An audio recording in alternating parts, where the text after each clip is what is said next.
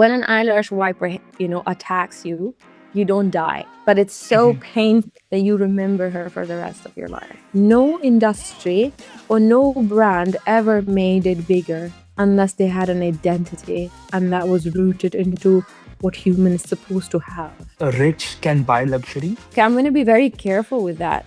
You can buy luxury, but to a certain limit. Like, I could become a billionaire, but I wouldn't be able to buy a couple of things. I will have to go through an old money person to actually get something. Old money is rooted. They know culture, they know heritage, they know their boundaries, they know their values. Satin is not silk. These are small things that at that time they don't make sense to you, yeah?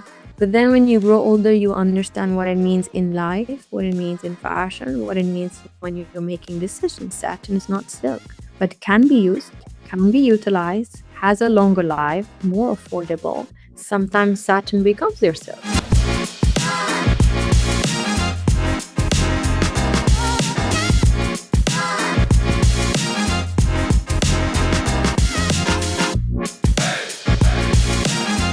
Hi, Vanessa. Welcome to Commerce Couch. Thank you so much, Sahil. Thank you for having me and selecting us to be on your podcast. Lovely. I mean, for those who don't know who Vanessa is and what Sculpt Fashion is, could you give us a brief about who you are, where you come from, and why are you building this brand? Okay. Look, I think firstly, I would love to talk about why I'm building this brand, because we represent women in general rather than who are we, who we design for, where we come from. This brand really represents women like us who are from an Asian region rather than a bit more Western region, because in terms of sizing, we really struggle with other brands. It is really for women who work or live in an environment where there are different aspects to life. You could be in a meeting room one minute, you could be at a event the other minute. So this is the woman who's not entirely a buyer, but she's also not someone who wants a major exposure in terms of what they wear. This brand brings that stability where women want to wear clothes where they are modest, but they can move along with a lot of liberty, and they have main character energy.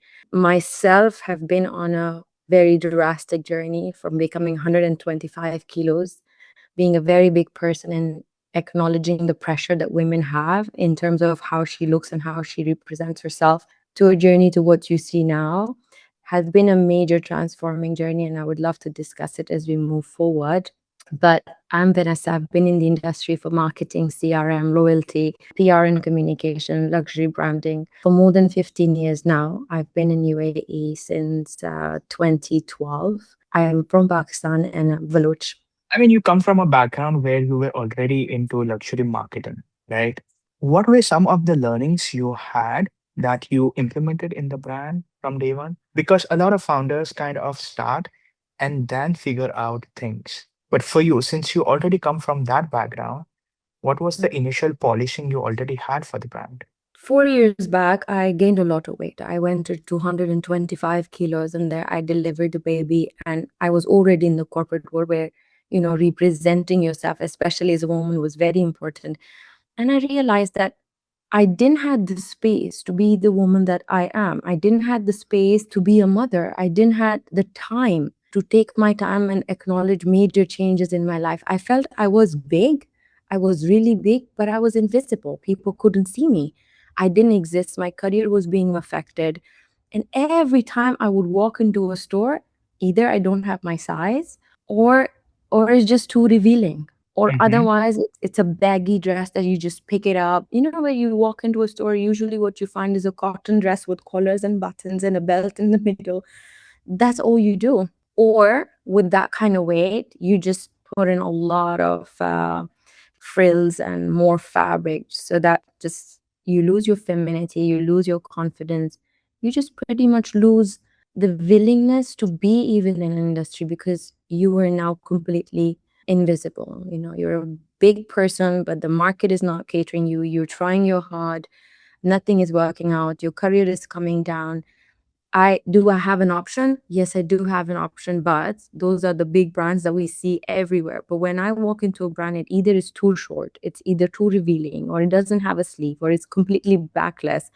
That's not me. So what is my other option? I either go pick up an abaya, and that too is not me. I wear it today, I leave it tomorrow. It's just not me. Where is my style statement, and where is my recognition as a woman? The beauty industry, especially when it comes to lifestyle and clothing, is so insane unless you put yourself in it and you kind of acknowledge and understand a lot about it, even though you have been exposed to it. But when you're in this production line, it changes a lot for you. And I think that's when I realized this is what a lot of women were struggling, be it my story of the size that I was in and my time that I needed to come back to what I was. But what about us, and who was catering to us? Nobody. There's literally nobody to cater to us. So I think that's where the idea came in. Like, we've seen this gap for a very long time. Why don't we fill the space?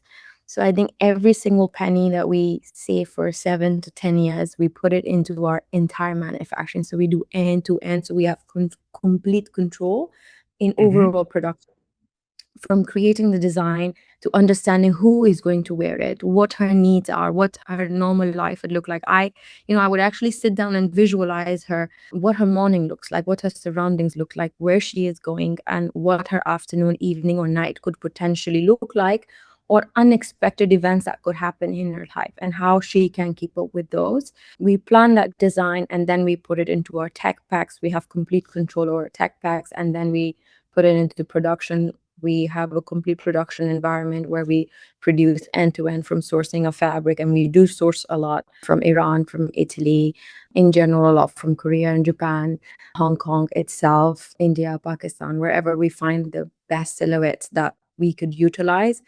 Ensuring also the pricing, because a lot of people tell me about my pricing. I had a very beautiful display in Culture House, and we had a 60-year-old Italian woman. I guess she picks up one of our dresses, which is a Pontinet Italia. I think she was able to kind of feel the fabric because it comes from her country, I think so. Mm-hmm. But the design was, it was made for someone who's in her late 20s and early 30s, but it could fit her lifestyle. And she left me a note by saying, "You've nailed the tailoring, what your brand says it does." And it came to me as a big surprise. And that was my first sale actually at Culture House and in general for 2026. So I think that's the part that we cover. That's an experience that I've had, and that's the environment that I've never been into. Luxury is crazy. It's vast, it's big. You see brands, you travel, you see different kind of women, and then there's this one narrative of this is luxury, like, and we lose track of tailoring, we lose track of fabric, we lose track of, do we actually need these items in the wardrobe? They just kind of sit there forever, and that's why you will see a lot of women, rich, poor, big, small, whatever size, shape, and lifestyle, often end up saying, "I have nothing to wear." And I think that's the part we fill in a lot. I don't know if I've answered your question. Yeah, pretty much. I mean, for someone who is trying to solve her own problem to kind of arriving somewhere that turns into a brand, during the initial days, was that something you were doing just for yourself? And then you felt like this is something that can be done as a business? And you went ahead with that? Or did you start talking to a bunch of other people who were in the same scenario or maybe in the physical state? And then you kind of validated that idea. Hey, you know what? I have been facing this problem. I'm trying to solve this. And there is a market potential for this because that's how most of the brands do it. How was it for you?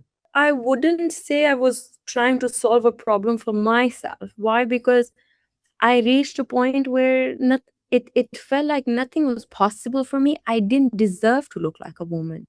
My anatomy was not me, it was something alien. Like, I've had the craziest comments that would make you feel like you don't deserve to be on this planet as a woman if that's the shape you carry. And even if you would mention, "I just had a baby," and you'd be like, "Yeah, but the idea of a woman to bounce back is so insane. You don't get that space." So For me, the only option was probably pick up some fabric, which again, the fabric industry within the UAE is not very high end. You don't really get a lot of stuff.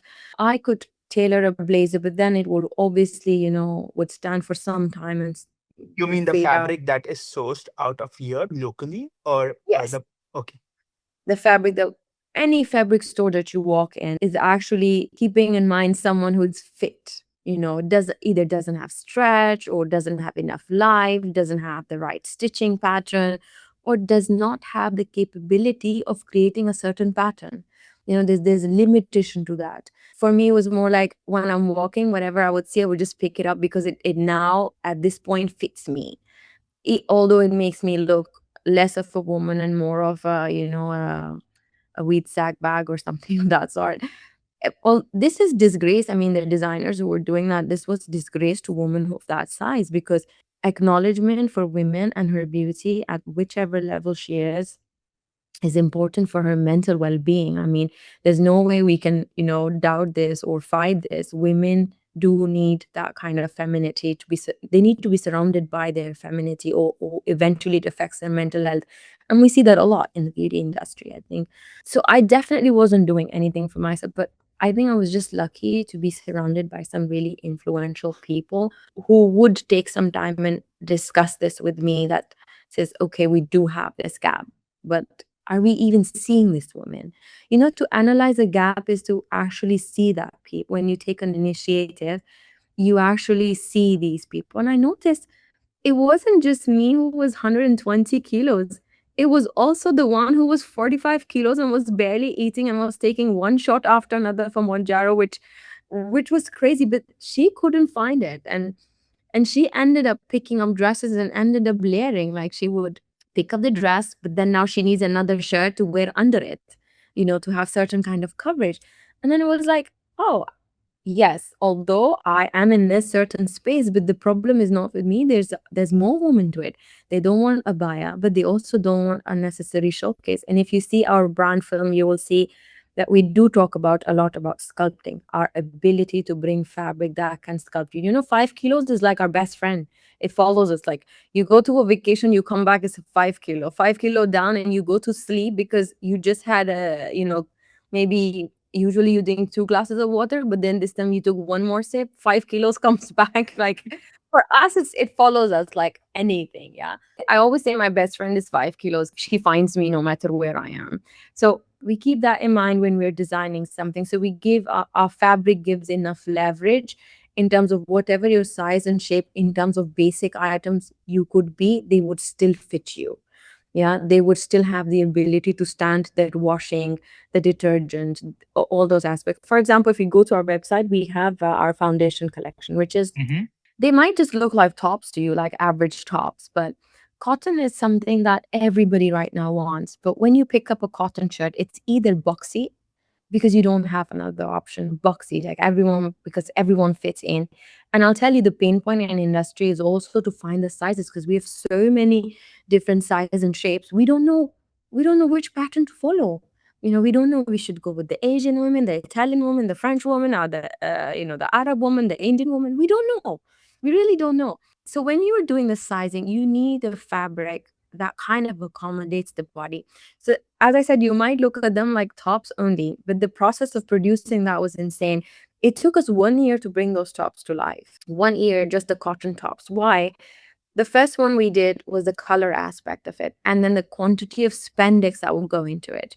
Now, what you see there is only 5 or 7% of spandex, which allows enough room for stretching. We try not to exceed 7% of spandex, because then it's too What's the much of standard stretch. number in terms of having the spandex in a fabric? Spandex can go up to 40% or probably Mm, more, mm, because a lot of it is polyester. And mm, I mm. don't brands on polyester, because I know a lot of people will come back to this. It's like, if we bring you organic fabric, you cannot wear it every day. And there's a reason why it's very expensive, the coloring, the technique, and everything. It just gets insane, because the procedure of making that is a lot of effort, and it just can't stand the heat of your time. You go to bed, it will be ruined, right? So when we were doing these tops, so first initial aspect was, how and what is the percentage of spandex that should go to cotton, that this outfit becomes her best friend. I love a cotton shirt in my office because I live a very busy life. I can have a call that says so and so celebrity or an influencer is here. We're going to meet them. You be there, and I have to show up. So I need something that's not boxy, that is women enough. I can remove my blazer. I can wear a blazer on top. It doesn't look like I'm boxy inside, boxy outside, and just, if Sohail and Vanessa are sitting, it's hard to tell which one is the man, right? We don't want that. So when we were making these, I tell you, first was ensuring that the color stays intact because we have a caramel, we have a soft pink, and we wanted the colors to stay intact. So this one came in, and then once we realized, like, no, this is not the right blend, and then it will eventually lose shape and it will not be the right thing to wear. So we reduce our spandex. Now the question was how you reduce the spandex, but then you create something that still holds you, shapes you, and be there for you and whenever, however you want it. Then it went into the weaving of the fabric and sourcing of the fabric, working with so many manufacturers on the fabric. And once we got what we wanted, this shirt went into a complete total abuse. I tell you, I would wear it in the morning, remove it in the afternoon, ask to wash it. I would wear it again, go to bed with it, wake up and wash it. I would wear it next day to the office, come back and wash it. When it dries, I wear it again and I go to bed with it. Like we went into like I think more than 300 washes Mm, back to back every mm, day, 2 days, every 3 days. We would hang it in the sun, bring it back. We realized obviously sun is not very good for anything from your skin to color anything.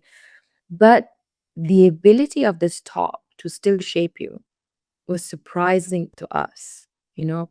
And we felt like finally we have what we wanted. Like I said, a lot of times when you open a website and you see a top and you were like, 220 dirhams for a top for a new brand. There's a reason why it comes with a certain kind of pricing. And people who really understand that have always come back to me saying, like, your pricing is just to say our pricing is usually between about a 200 all the way to 2000, and we try not to exceed that. On an average, if you pick up a dress from us, is far far cheaper than would you walk into a lounge and you pick up mass and then you don't even know what you're buying.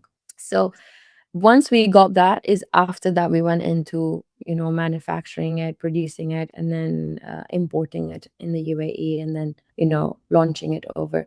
So Once the I think fabric this. comes over here to the UAE, then it Yeah. goes to your manufacturing unit where the tailoring and stitching happens. So it goes straight to Hong Kong, where what we Okay. do is we source our fabric. Our fabric comes to our office. We look into Mm, the fabric. We put it on the test that we want into the life of that girl who's likely to buy this, and then we test it. Then it goes into sampling of tag packs, pattern creation, and we use that fabric to create the product and see if if it not just feels like $1 billion, but it also makes you look like $1 billion, right? And if that stands the time and that everything looks great, then we produce it into our production facility. Our usual MOQ is no more than 50 to 60 pieces. It is mhm, very rare for us to produce 100 pieces, but we do not exceed 100 mm, whatsoever. mm, We know the product has a very good timeline. We know once you buy it you don't need another one, and we strongly believe in slow fashion. We strongly believe that we can help a lot of women to have a stable foundation into dresses that make them look like women, that make them look pretty, that make them feel what they deserve to feel, and to my surprise we were displaying at Jones the grocer, and there's a very young girl who comes in, and then she's like, I see you do wardrobe by Sculpt. I was like, yes, we do. And then actually, we have done a lot of high net worth people, and then but we've done private wardrobes for them, like a couple of pieces and stuff. So, and she's like, you know what? And she's big, she's chubby, and she's a lot like an Asian woman. And then she's like, could you do me a wardrobe that I could wear to college? And I'm like, aren't you too young to like even think of something like this? She's like, no, it's a struggle. I'm probably the only one that would put an outfit like this, what I'm wearing, and just show up at the college. And I think that most girls who show up the right way get the right attention in terms of excelling in their careers and the projects that they represent. So we told her, okay, we do this for you. You tell us your budget and you tell us what you want, and we will do that for you. And definitely doesn't fit our budgets, but it's a young woman who's in a struggle once I was, and there's no way I was not doing it for her. So currently we're working with her. We're doing some pieces That's so good. for her. That's Yeah, we're nice. very excited that it would come to life, and then, she would Mm-hmm. want to go back to college looking and feeling like a woman rather than what she's going through right now. So that's also one of the reasons why we say Sculpt is more like it's a movement more than just a Mm-hmm. fashion. Our tailoring, our ability of sculpting really stands out, and that's why the brand's called Sculpt. Is our ability to bring that to the table. Interesting. I mean, what goes into making a wardrobe for someone from starting to end? You mean in term like so wardrobes? When I started doing wardrobes, was entirely of the passion of making money, Mm. and my ability of understanding fabric.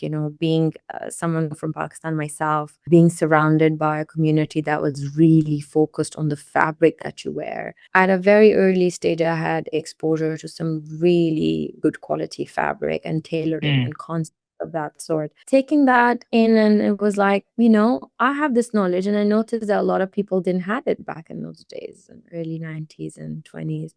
And that's where I started to pitch people, send an email saying, we pretended to have multiple employees, and we would say different names and different people and different designations just for them to like look at us and acknowledge us so we could do something.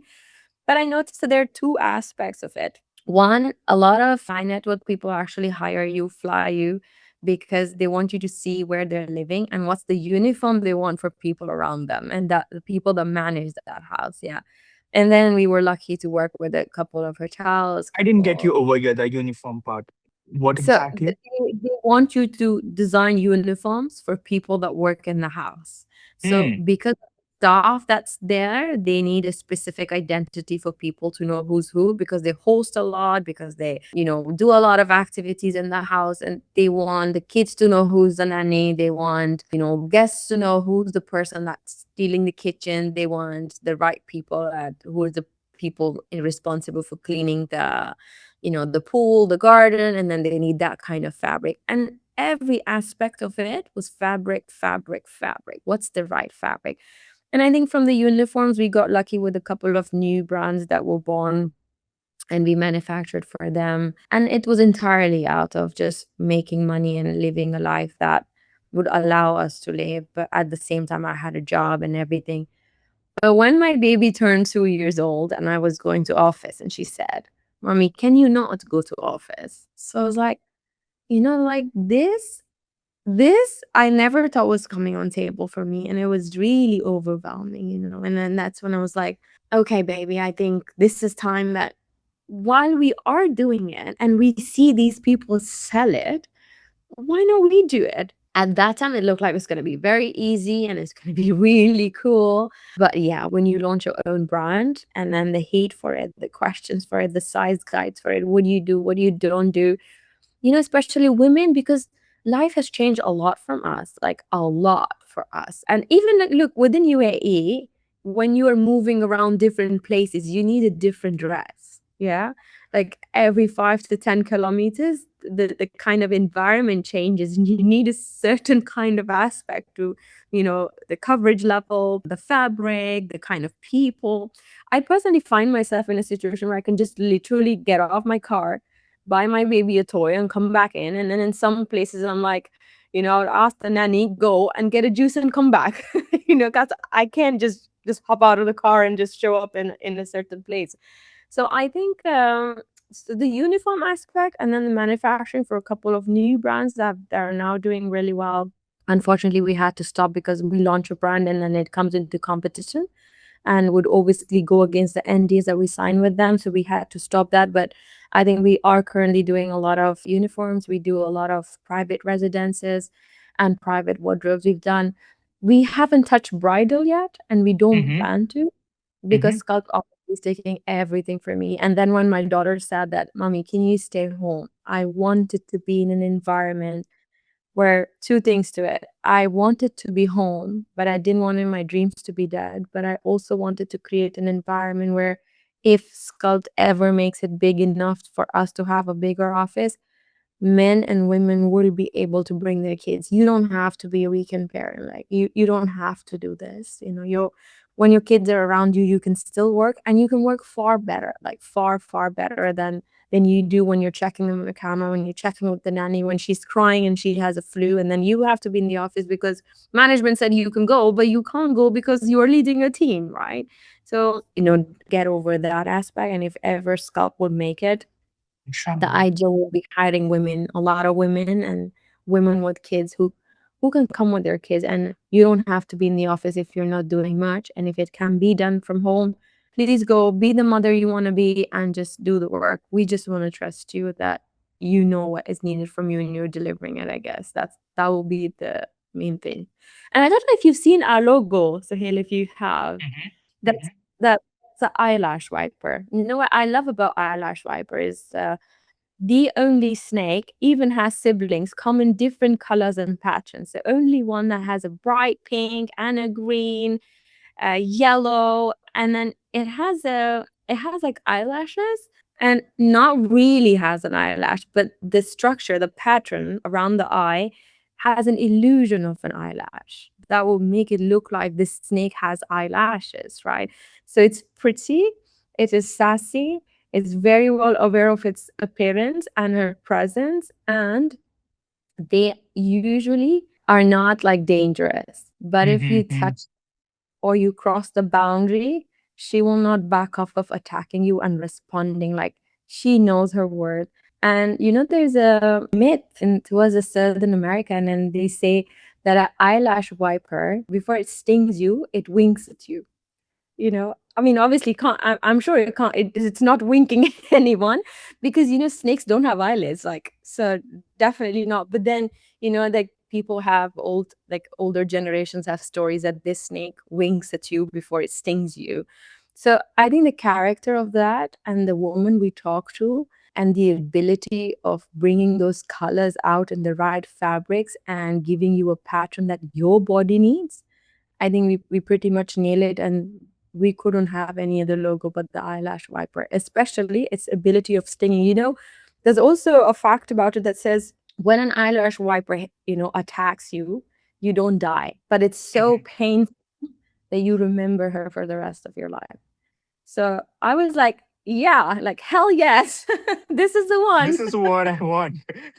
Exactly. So I think we couldn't have any other logo but the eyelash wiper to define the woman that we work for, or aim for them to see us and acknowledge us. And I think we've been very lucky. I've seen brands in the industry for like more than 5 years, Mhm, haven't entered sales, haven't entered, enough acknowledgement, or haven't made their way out. And I think we have been lucky that we were picked up. We were picked up. Like, if in business for less than like 6 months or something. mhm, But this year we picked up really well. From the beginning of the year, we were seeing a stable sales of an average 5 to 10 orders a day. And then eventually, but now it's a dip season. Like, dip seasons are the worst seasons. And this is our first dip season. So we don't know how it's going to come up, but we do have a new collection, and we're seeing how, everything goes, and if we can launch it, if we can go ahead with it. Because, oh my God, I can't tell you how expensive it is to do an e-commerce shoot. it is. Definitely, It it is, is. yeah, definitely. You mentioned about being in the slow fashion space, right? While you were explaining. Can you give me a difference between slow fashion, fast fashion, and if someone is in the slow fashion space and they know their competitors are into fast fashion and doing things in a certain way that is kind of making them good money, and then there you are sticking to your core or sticking to the niche of being in the slow fashion space. How do you kind of balance that thing? I just want to get a clarity on that aspect. What you're asking me is the difference between slow fashion and fast fashion and how people are seeing it. Yes, yes. No, Mhm. I'm asking you how founders are seeing it. Let's say, for example, you Okay, have decided to be, yeah. look. I think a lot of business in today's world comes out of the need of money, and I have nothing against it. You need money to survive anything, especially when you have families and kids and they go to school and you have responsibilities, which you see is very common. One man who has to look after his family, his parents, his kids. It's not possible. So what do you do? Oh, let's go to China and bring some dresses, put them up. And we have a lot of beautiful brands that actually started that way. I mean, House of CB is one of my favorite brands, and the way she approaches everything. Meshki again, also. I think a lot of that came in like, let's go vintage shopping. Like, let's go put it on eBay and then see what happened. And just from there, then entering the manufacturing. However, people who are not trend led are very rare. And that's where brands like us are born because we see a gap, we see a problem, and we work towards that problem only. And that's where, as a founder, we see it as a slow fashion because my white shirt can be worn in different aspects. My colors are defined for a certain lifestyle. My fabric is there to stay. I'm not creating a dress or a skirt in a specific fabric today, which then I'm going to create another one in the same fabric. And it's the same skirt, but then it just probably has one more element to it, right? We really focus on quality. And when there's quality, this becomes like a piece that then you pass it on. Like it's more like a pass it on piece. You wear it, tomorrow your daughter wears it, and then she will pass it on further. And I'm sure that I don't know how your mom or your family does it. I wear a lot of stuff that comes from my grandma's grandma, and I wear it and I'm keeping it so that my daughter will wear it tomorrow, because these are the Do you come from fabric people background or people who I are into clothes? I come from a background where fabric was very important in terms of what you wear. Elegance was key, and 5 o'clock everybody cleans up, dress up, do your hair nicely, and everybody should be seen in the tea hall. I come from that background, yeah. And that's where understanding and not wearing clothes that would like you come in and like you and your brother are just looking the same. That was a no. I would say a very old money approach. I come from Mm-hmm. that and I carry that. I carry that on a daily basis. Then it's a characteristic that, like you said, fast fashion and slow fashion. In slow fashion, we have a mindset that we carry. It's a tradition that is rooted in us and we want to see it. I mean, how many times you're scrolling through internet and then there's just one post that says, what happened to men who used to dress like that? What happened to women who used to look like that? What happened to that blow dry? What happened to that fabric? What happened to that style statement? Do we blame it on a lot of brands? We do. Why? Because the purpose is money. The purpose is to just keep on creating, keep a buzz on, creating trends, creating a fashion, pick it up and wear it because you don't know what June is bringing for you and what's coming in August. Yeah. So if you're not picking June, you're left behind. You're not left behind. You're just pulled in towards a scam that's taking your identity away from you, that's taking your anatomy, your elegance, and what you deserve away from you. And that's where, in the long run, you will see these are the kids that are now growing into understanding and valuing what their mothers and grandmothers were doing because they do see the perspective. And the moment they hit that crisis, it's like, oh, actually, no. You can't take a lipstick away from a woman. Like you can't. Like you can put her in a boxy shirt. She will pick up that lipstick. She will find that thing in her. It's just that at a very later stage when they find it, it's just very overwhelming. It's mentally disturbing. And they go through, therapies and different sessions and you will see a lot of women who go through mental stress and mental treatments or are dealing into mental health and wellness aspect of their lives. They're more keen towards their fashion, their clothing, and how they represent themselves because that definitely soothes your soul. If I'm sitting in a coffee shop with a silk dress on and a blazer up, I'm good with that. But if I'm sitting in a coffee shop in a jeans and a boxy shirt, I don't mind it. But then I want to go back home and I want to change my dress because if I want to go somewhere else, I don't want to be in that. So I think that fast fashion, constant changing of trends is not safe, and definitely not safe for the upcoming generations who are now in a process of figuring out life at a very fast paced environment while they are forced to keep up with these trends, be it fashion or be it any other industry we're Mm-hmm. seeing. Look, Sohail, I'll tell you, no industry or no brand ever made it bigger unless they had an identity and that was rooted into what human is supposed to have, you know? And I think founders see slow fashion there. They stand for something, they understand something, they cater for that. And that's what you find when you go to a store, because then there's a DNA, there's an identity, there's a concept to it. And fast fashion, I think it's a fish market, you know, where you bring it from China or you manufacture it or you just bulk buy it and then you put it out there. And then, you know, if you're lucky enough, you made a brand out of it. It's the same thing that you put for 10 dirhams in a small store. And then you just made it bigger. Then you're now selling it for 500. I think it's very money led, and it's money and trend led. And it's just, you know, in the chaos of running and running and running. How would you define luxury? It's a very tough question. I think luxury to me is a person who is well exposed. You know, they When know exposed to what what? they're well exposed to life and quality of life. You know what I mean? I was at a store with one of my friends, and then she had another friend that joined in, and there's another one who came in and asked a question who said, "My watch tells time, and yours does the same. Why would you put that kind of money on a watch?" She decided not to respond to that. I understood why. Because there's lack of exposure. It's not the watch that tells you the time you're paying for. You're paying for artistry.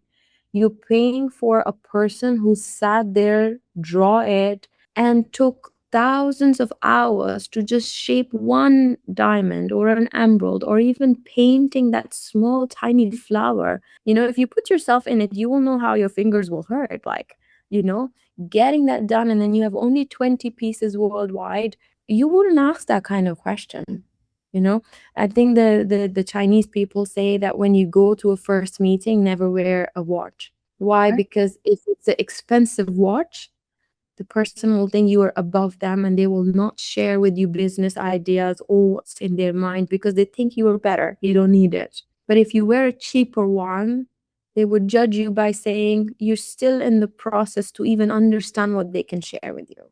So I think that kind of knowledge, intelligence, smartness, your attitude, like, you know, like a lot of people say intelligence is sexy, definitely is. And how does it come? It comes by being well traveled. It comes by engaging with the right people. It comes by being, I was once in a room, very junior, started my career. I'm talking about 2012 or 13. I'm in a room where full of CEOs and VPs they're talking. Like, I'm lucky to be even in that room, but my understanding is when they're talking about something at that level in business environment, what you see is delivery only. But you don't Mm-hmm. understand the goals, business aspects. So me, I had back to back comments. Like, you know, I'm a very curious one. I would ask questions. I have an opinion. I question things before I Mm-hmm. process and have an answer to it. So when we left the meeting, the manager I used to report to said the decision makers were there. Your opinion wasn't needed. Talk about your profile. Your Instagram is far more fun than your other aspects. But when you put yourself into a podcast, when you started asking questions to people, when you started listening their stories, it does something to your brain, how you approach life, how you are seeing things. It just makes you every single day you learn something from someone's efforts and experiences, right? And that's why podcasts are growing really fast, because you sit down and you hear failure, you know, people's audacity to say, yes, I actually made this mistake. And then from there on, this was my downfall. But I did pick it up, right? And when I pick it up, what worked, what didn't work, and just a small thing that could help your business, someone else's business, or just give you the right exposure worldwide that you might not be able to get into the room, but then you hear something from there. Like, I was listening to Alibaba's story, and then it said he was buying his own inventory that people were putting there just to run a business. That's a scam. That's a scam, like, you know, but he was doing it, yeah, to run his business. So, and then, like, when I'm telling you, and then when I was listening to quite a few founders who said they initially also had emails with people in their names and just pretending to have a company where people would actually just at least look at you and give you a chance, right? So I think luxury is your ability of seeing quality. Luxury is not definitely your the products that you buy, the kind of money you spend. That is rich. But then there are two kind of rich, yeah. There's the old money rich, and then there's the new ones who've just made a lot of money, and you see the two different attitudes. I don't know if many people read Do you the think magazine. a rich can buy luxury? Look, it's okay. I'm going to be very careful with that. You can buy luxury, but to a certain limit. Like I could become a billionaire, but I wouldn't be able to buy a couple of things. I will have to go through an old money person to actually get something, because these are the people you don't talk about. This is one of the reasons why we don't put our logo, yeah. And we want you to come in and tell us, you have such a old money vibe. Thank you very much. This means I nailed it. This means you can see what I'm building. Yeah, I don't have to have a logo. I don't have to have a big billboard. I don't have to walk in and tell you what I do. Like we So were old money is less of not showing what the logo is and not showing off. Is that old money? Is no, that not the at way you all. would? No, Okay, no, okay. never. Can When you people define old money to me? yeah, when people tell you that old money people don't wear logos. I'll tell you, they're not wearing logos is because these brands exist and you don't even know them. And they've actually designed one piece for I don't know how much for that person only. And that's why there is no logo to it. And if you actually go into the making of that probably one blazer that you're seeing on their body, is a lot of effort. It's a lot of back and forth. It's a lot of quality. Old money is rooted. They know culture, they know heritage, they know their boundaries, they know their values.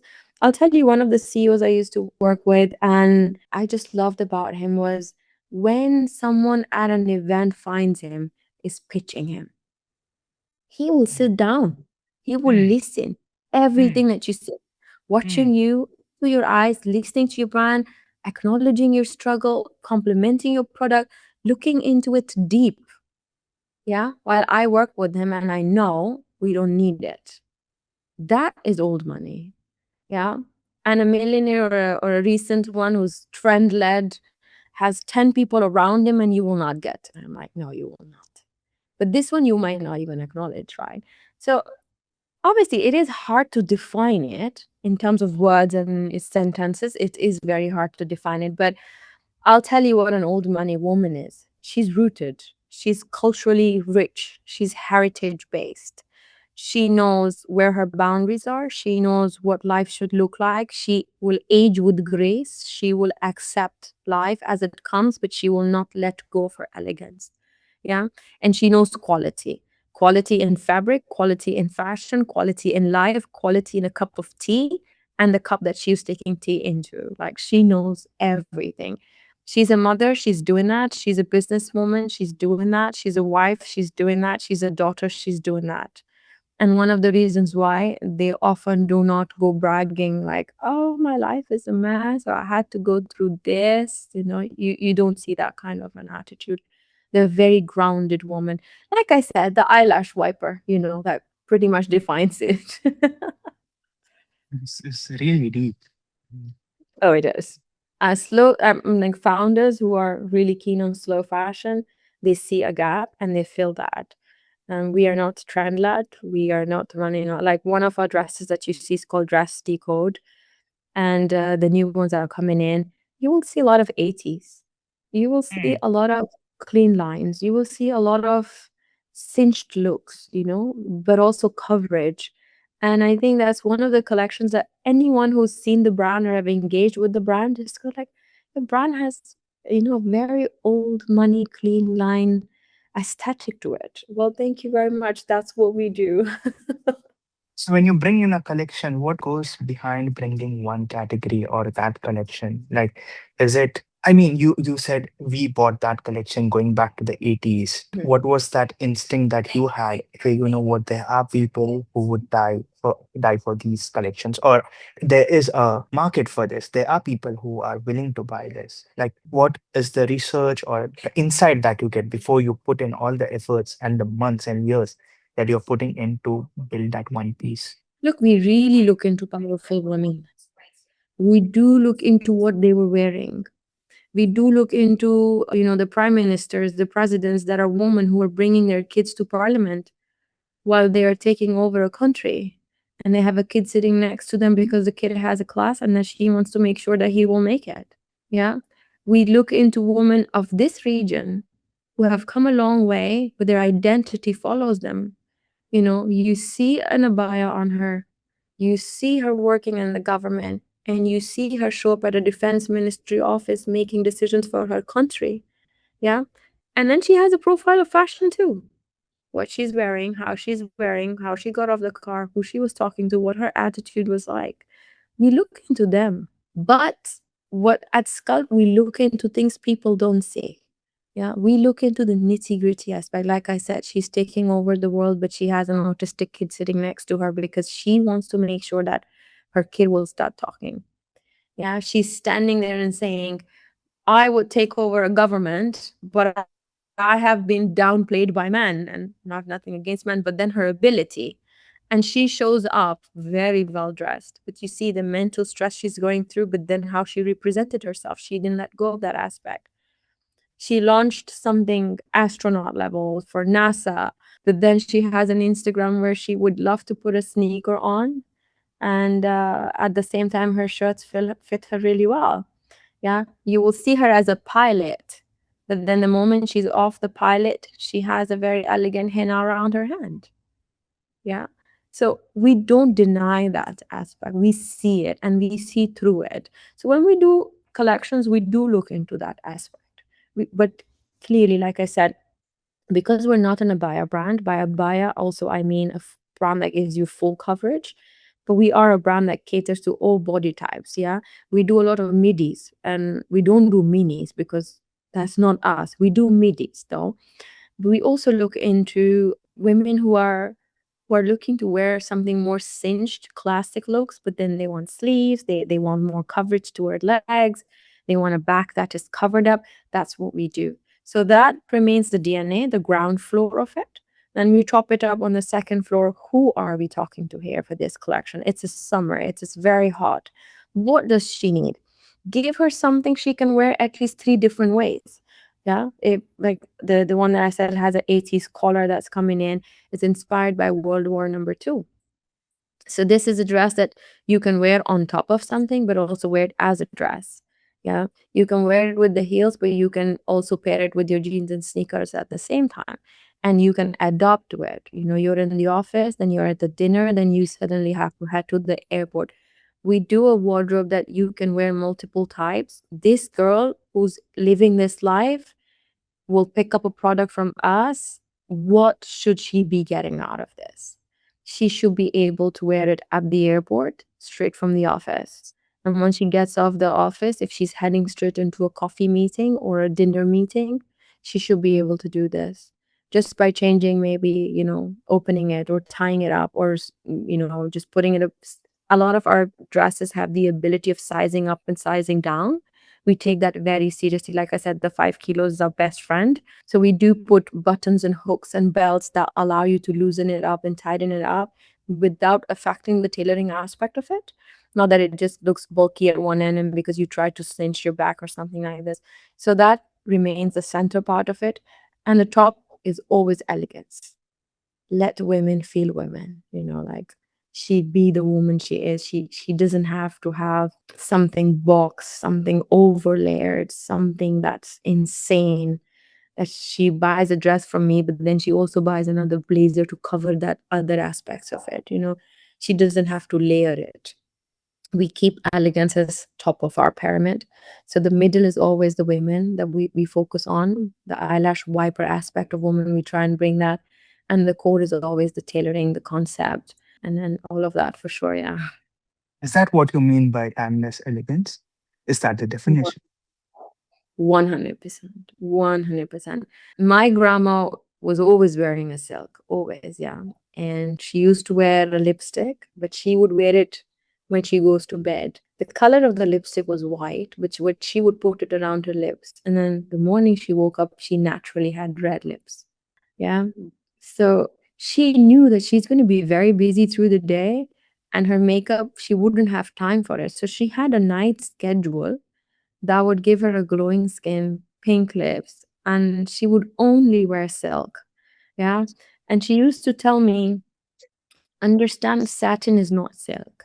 These are small things at that time, they don't make sense to you. Yeah. But then when you grow older, you understand what it means in life, what it means in fashion, what it means when you're making decisions. Satin is not silk, but can be used, can be utilized, has a longer life, more affordable. Sometimes satin becomes your silk. Yeah. So I think timeless elegance is definitely that. And women who have the audacity and still have the power to embrace their curves, embrace who they are, and not go hide behind those boxy clothes that now we find everywhere. Speechless now. Thank you. I would take that This as is a so compliment. deep. This is so deep. I didn't expect we would arrive Thank here. you. This is, yeah. If you had Thank to you so give, much. I appreciate that. you're welcome. You're welcome, Lisa. If you had to give like one piece of advice for upcoming women entrepreneurs who wants to build in the fashion Mhm. industry, what would it be? I think you cannot advise women, once it's here, and usually it only comes here when it is right here. Yeah. And when it travels between the both, there's nothing you can do. She's on it. You cannot give her any advice because she's really on it. But look, yeah, I think yes. If when it comes to fashion retail, please know what you're doing. You know, don't just create a trend-led brand and call it modest. Because don't play with that word. Don't do that. What you're creating is not modest. Don't blur the lines. Yeah. And if you want to create a slow fashion brand, don't just create a dress brand and call it slow fashion. Okay. Know what you stand for, know what your purpose is. If you are here to make money, nobody's going to judge you. Like people will look up to you and then they will encourage you. If you bring something in the market that can give an answer to some people and you can get money out of it.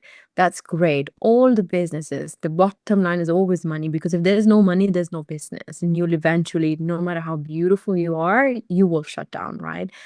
But stand for something and follow that. Don't just post something, delete something, and because you got backlash on something, change your identity.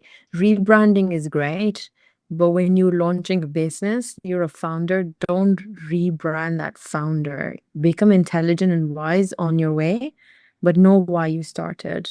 Don't let success get to you in a way that you forget who you are, you forget why you started, and that girl when you started is lost because when she's lost, then we're now just seeing a lot of legacy brands that obviously I don't want to take names for have been my personal favorites for a very long time, but I stopped buying is because it's no longer that brand.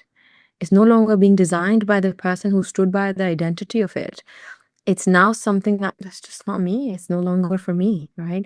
So I think my only advice is do not forget why you started and what was your main idea when you started, because that's where you build. And if you were successful, it means the problem or the identity was needed. And don't forget that. These are like gold nuggets from, I think, I'm sure for You the have to catch audience as well. them. And you have to catch them. Awesome, Yeah. Vanessa. Lovely talking to you. I Thank you, loved Sabine. every It's part of the lovely. conversation, the depth you Yeah. brought to the conversation, the Thank you so background much. that you come from. And thank you for taking out your time and talking to us today.